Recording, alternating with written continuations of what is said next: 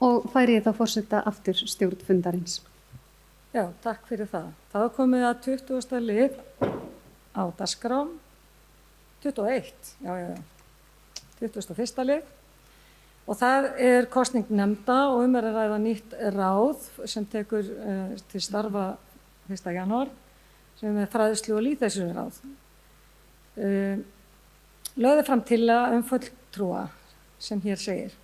Aðalfulltrúar, Anna Hildur Guðmundsdóttir, L-lista, Eva Hrund Einarsdóttir, D-lista, sem jafnframt verður formaður, Gunnar Már Gunnarsson, B-lista, Hilda Jana Gísladóttir, S-lista, sem verður varaformaður, Viðar Valdimarsson, M-lista, Ásrún Ýr Gestsdóttir, V-lista, áheyrnarfulltrúi.